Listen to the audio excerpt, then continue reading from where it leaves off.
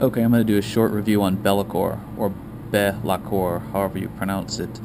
Games Workshop has come out with what is essentially DLC, downloadable content, for their Christmas Advent calendar, which one of the first things that came out was his rules, and I actually think this is great because it's going to allow them to put out rules for models that they've made in the past that don't really have a place in any current codex, and he doesn't.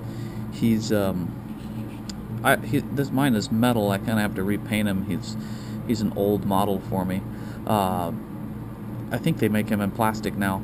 I actually got him originally because he's the shortest of all the demon princes, and back in the older editions, cover was determined by actual cover, and monstrous creatures had a hard time getting cover, so he kind of won out because he was short, and you could get him behind a building much easier than some of the other demon princes. So he is a HQ in the Chaos Demons and the Chaos Space Marines. And I don't actually play Chaos Space Marines. I have the codex. I got it super cheap, but I don't have an army for them. I actually just play Chaos Demons, but I'll talk about him in both settings. So if you get him, and I do believe they make him now in plastic or fine cast, but let's say you use him, he's first thing you're going to notice is he is the most expensive HQ in either codex, and possibly one of the most expensive HQs in the whole game. So his point cost is a bit excessive, and I think he's paying a tax for rules, some of which he absolutely doesn't need. As a matter of fact, I hate to say this, it's as if Games Workshop has hired some of the folks from Forge World, who famously have made models with rules that they didn't actually think through. So sometimes they come up with a cool model, and then they add rules that the model has to basically pay for to use in the game that it can't use or doesn't need. So how does this work with Be'lakor? Well, he's extremely expensive. He is the most expensive of all the demon princes or any of the models. 350 points. It's a lot to field him. His stat line is absolutely identical to a demon prince, with one exception. He is leadership 10, which means if you field him in Chaos Demons, he must be your warlord, because there are no other leadership 10 models in the HQ section, so he will be your warlord. He's a flying monstrous creature because he has wings. And that's important. We'll get to that in a second. He has this cool sword, the Hell-Forged artifact, the Blade of Shadows, which is, it's not a bad weapon. It's got some cool rules. Now, he has a warlord trait that while he's alive, all enemies take a -1 on their leaderships for fear tests. Well, this benefits Be'lakor, but being that he has to be your warlord if you play Chaos Demons, they're just better warlord traits to have.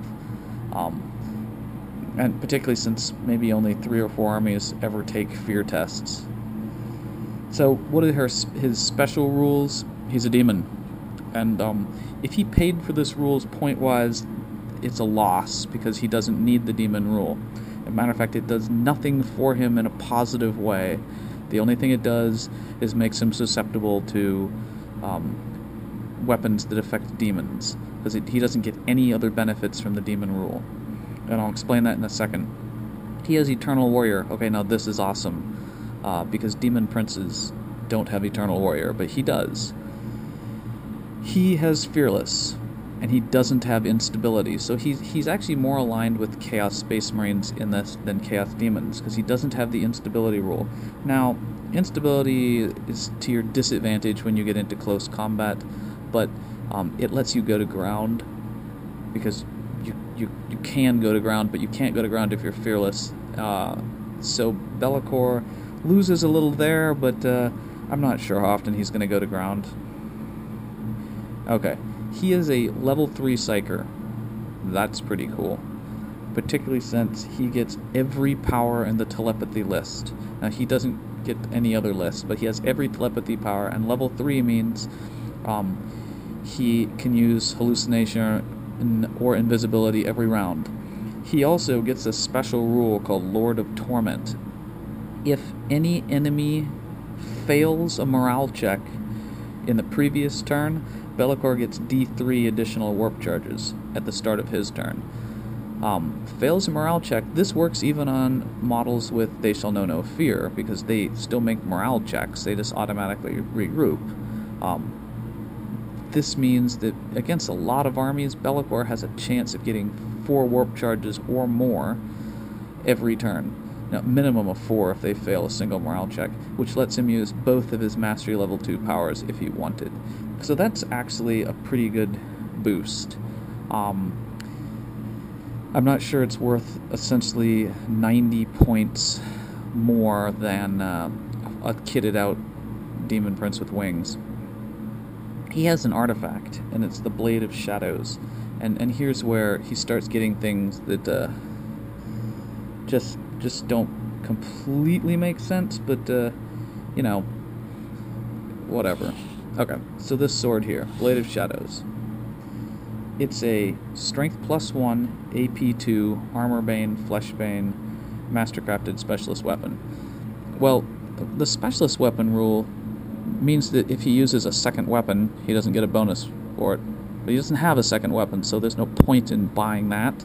But they gave it to him. It's AP2, but I'm not sure the point of that either, because he's a monstrous creature, and by definition has Smash, so all of his attacks are AP2. It's Mastercrafted, so that's pretty nice, because at weapon skill 9, he's likely to hit most things, and re-rolling one of his hits is great. So that's good. The Flesh Bane and Armor Bane make the fact that it's Strength +1 not really relevant, except for maybe against vehicles, but even then, it's Flesh Bane, and he's a Demon Prince, so he's almost always going to pen a vehicle. But, you know, in a way, whatever, he got a bonus to his strength.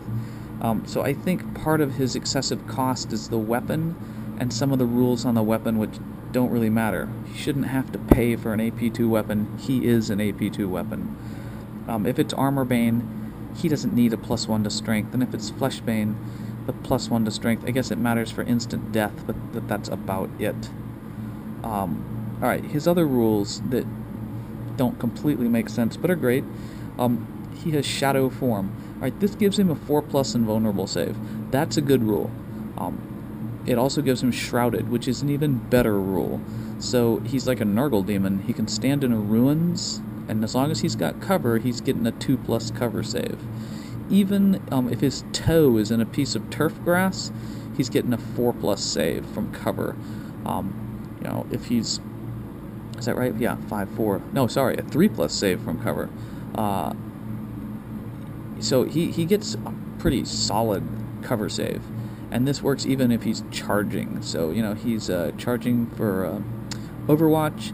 He gets hit as long as he's within 8 inches. If he's charging through terrain, he's going to get his bonus cover save. So that's great.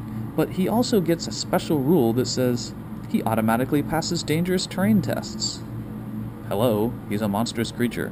He always passes dangerous terrain tests. So he pays for that. He also has the demon rule, so here's where he's probably paying points for rules he doesn't need. He gets a 4+ invulnerable save from Shadow Form, but he has the demon rule, which gives him a 5+ save. So he didn't need the 5+ save from that. He's a monstrous creature, so he automatically causes fear. But he's a demon, so he gets the fear rule in his demon universal special rule. So he's getting it twice. He's a flying monstrous creature, so he by default has Deep Strike because of the wings.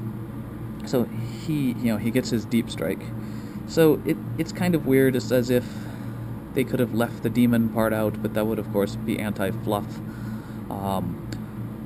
or somehow changed it. But I think he ended up paying extra points for it and not needing it. So outside of that, I'm not really sure. I'm going to try him out in a couple games. But as a 350 point HQ, Now, he does have Shrouded, which makes him a little more survivable at the beginning of a game if you put him in cover, but he is probably going to charge people, and so he's going to be in close combat. And he's a solid monstrous creature. I'm not sure he's 350 points worth of it, but we'll see. The full list of telepathy is pretty awesome. Really gives you a boost to your army. You're guaranteed to get invisibility with him. You don't have to, take 2 Heralds of Slaanesh and hope you get it. He's more expensive than Fate Weaver, though, and he doesn't get all of Fate Weaver's cool reroll powers.